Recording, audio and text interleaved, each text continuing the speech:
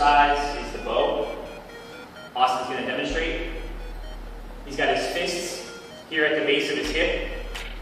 He's going to lean back, mouth wide open, trying to open up the chest cavity. He'll feel a stretch in his lower back, as well as up here in the sternum. On each deep breath, you're trying to breathe into your stomach. Focus on expanding at the diaphragm as opposed to at your chest. You'll hold that for about 30 seconds, and we'll go on to the lean and hang. Lean and hang. He'll have his knees bent in a nice relaxed position. He's going to lower down and let his neck and head relax. You're going to feel a stretch right here at the base of your neck and the upper portion of your spine. If you notice with each deep breath, on the inhale, his body rises. On the exhale, it drops. Every time you exhale, you're going to get a little bit deeper into the stretch. Third is the shake and vibrate. This one here, you're just going to try to relax all the muscles in your body and shake in various patterns.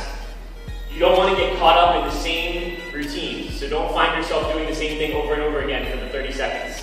Mix it up, keep your shoulders loose, legs loose, neck and head, and just try to bring the normal everyday patterns that your body would typically move in. You'll do this one for about 30 seconds as well. Next up will be the trust reach. Here you're trying to use your natural balance to activate different muscles in your body. You're going to go on one foot and simply reach out and touch the floor. The foot that's staying on the ground, he can bend his knee as much as needed, whatever's a comfortable position.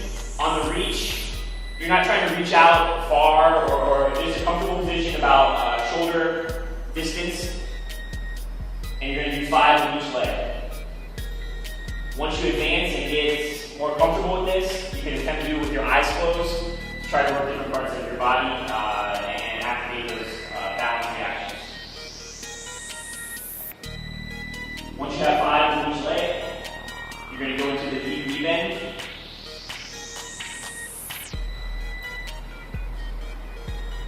Get your feet at a comfortable width, and you're just going to squat as low as you can down to the floor. When you get into the deep knee bend, you're going to feel it stretching in your ankles, in your groin. You might feel some shaking or different sensations in the legs, that's fine. This is going to be the natural tendency when you're starting to stretch different muscles that are not used to being stretched. If you want to put your hands on the floor to help you balance, you can do that. Or if you need to grab onto something in front of your body, you can do that as well to help you balance. If you need to stand and then go back into the position, that's also fine. So you'll hold that for 30 seconds. Next is going to be rollbacks. You're going to take a seat on the floor. As he leans forward, he's going to reach. Feel the stretch in the groin and the hamstrings, and then he's going to roll back. Hands above the head. Feet will go back and touch the floor. That's your goal. If you're not flexible enough in the lower back area to have your feet touch the floor, you just go back as far as you're able to go back and work your way up to the point where you will be able to touch. Same thing as with the lean and hang. On the exhale, which is when his feet go back, when he's exhaling, if you're exhaling at the deepest point of your stretch, it's going to help you get into that stretch further. So you'll do rollbacks. You can do about 6 reps, and then we'll go into the scorpion. Scorpion, Austin's going to lay on his stomach. Hands are going to be straight out, so you're forming basically 90-degree angles there at the armpit. And then he's going to rotate and twist at the hips, try to bring that foot up and touch the opposite hand. So he's bringing his right foot to the left hand, left foot to the right hand. Whether you're able or not to touch the hand, that's not important. You just want to feel this in the front part of your hip flexor, and also sort of warm up the core and trunk area to prepare yourself for any twisting movement that you're going to be doing during the exercise routine. You can get 4 each side, and then we'll move on to the last portion of the warm-up, which is the 90-90 stretch.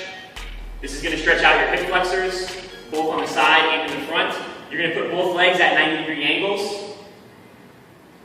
First, he's going to stretch the left. He's going to go down, trying to bring his head to the foot.